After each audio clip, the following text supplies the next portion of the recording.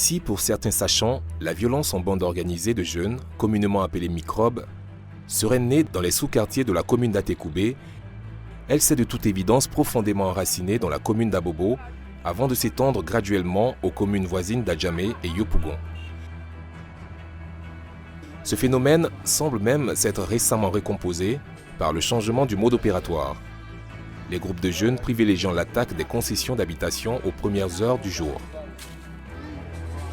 Ces jeunes, dont l'âge varie entre 12 et 27 ans, investissent certaines artères de la ville pour y dépouiller violemment les populations, parfois avec pour conséquence des pertes en vie humaine. Quand on sort, nous sommes comme des chiens enragés.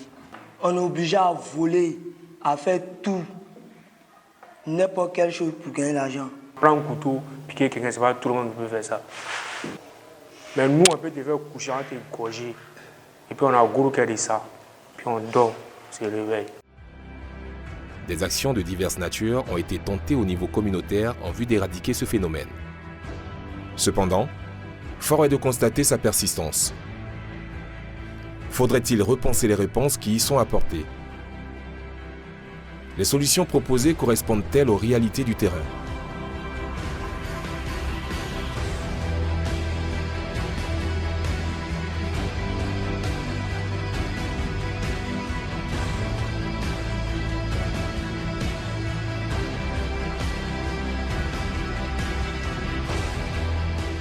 Fin octobre 2015, nous nous rendons à Abobo, où la violence urbaine a atteint des proportions alarmantes avec les jeunes dits microbes, une terminologie évocatrice qui couvre une réalité bien complexe. Plaque, l'un des sous-quartiers de la commune d'Abobo. Au-delà de ce cadre paisible, c'est une population qui croupit sous le poids de la peur. Ces enfants-là, nous, à mettre. La nuit, là, nous, on ne dort pas. S'il veut voler maintenant, elle prend ma quête pour rentrer au milieu des femmes maintenant, et là, embrouiller les femmes, et cafouiller les coins, elle ramasse de l'argent pour aller. Il y a un grand trou à côté de nous, derrière là-bas. Avant, ici, et puis Colombie, là, ils sont dedans, dans le trou là. Donc quand les gens passent comme ça pour aller au marché ou pour aller ailleurs, et ils ont attaqué. C'est ça, les enfants qui étaient notre quartier ici, ils ont une association pour attaquer là-bas.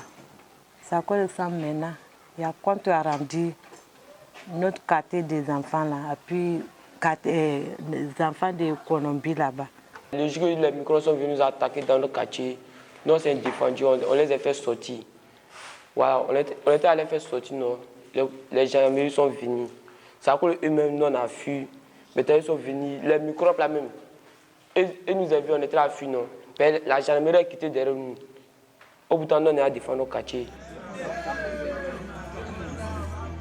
Oui, la peur, mais aussi le déni. En écoutant les habitants de la commune, nous nous rendons compte que chacun a une compréhension parcellaire du phénomène selon sa connexion avec les jeunes, car en effet, on n'est pas microbe chez soi.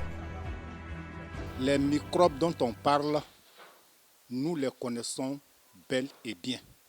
Ce sont vrais nos petits frères et nos enfants. On les connaît. Parce que quand ils se battent, quand un autre groupe vient attaquer ici, et que ceux-là se défendent, ceux qu'on dit qu'ils nous défendent là, la moitié d'entre eux sont les microbes. C'est eux, parce qu'ils vont attaquer ailleurs, qu'on vient les attaquer. La déshumanisation derrière l'appellation microbe a aussi ses effets. Dire que une création de Dieu est microbe, je trouve que c'est extrêmement grave. L'appellation même déjà me choque. Ce sont des monstres, hein. Parce que nous on vit avec eux, on sait de quoi il s'agit. Quand on dit microbe, le terme n'est pas très fort pour les effrayer. Donc il faut leur trouver un terme vraiment qui est déshonorant. Parce que quand quelqu'un fait la rébellion, on dit ça c'est un rebelle. Ça le choque pour ceux qui ont la tête et puis se rebiffent. Plus les membres de communautés qui se sentent victimes utilisent des mots durs pour décrire ces jeunes, plus ces derniers se sentent dévalorisés, marginalisés et confinés dans leur identité et comportements violents. Moi, j'aime pas le mot microbe. Si tu m'appelles microbe, je vais réagir comme un microbe aussi. je prends pour toi et donne d'eau. Quand les gars nous voient fuir, à cause de ce que tu as fui là, moi, ils préfèrent te montrer ça en même temps, quoi. Un cercle vicieux de violence face auquel les autorités ont du mal à trouver une réponse adéquate.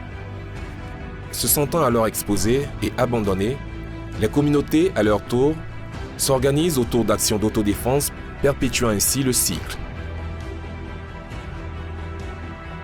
Et quand tu commences à les remarquer, là, on appelle la police va jouer son cinéma, on n'a pas de voiture, on n'a pas ceci. C'est quand après les enfants seront du mal partis et qu'ils vont venir puis. C'est pas ça le travail. Nous sommes allés au 15e. On allait raconter le commissaire et lui expliquer le problème, comme quoi nous-mêmes on va se défendre. Pour qu'il nous donne un papier, un OP. Là, en cas d'un problème, si on tue, on attrape un enfant, on le tue, là, pour pas qu'on va avoir des problèmes, puisqu'on a vu que la police n'arrive pas à faire la sécurisation. Il faut nous-mêmes, la population, maintenant. Comment parler de réinsertion sociale et économique des jeunes dits microbes dans un environnement où la méfiance règne, où les uns et les autres sont cantonnés dans leur position et où la violence, qu'elle soit symbolique ou physique, est le mode d'expression privilégié. Tant qu'on ne travaille pas sur l'estime de soi, sur la capacité que ces jeunes pourraient avoir à se regarder autrement, à regarder autrement la société, ça ne peut pas marcher.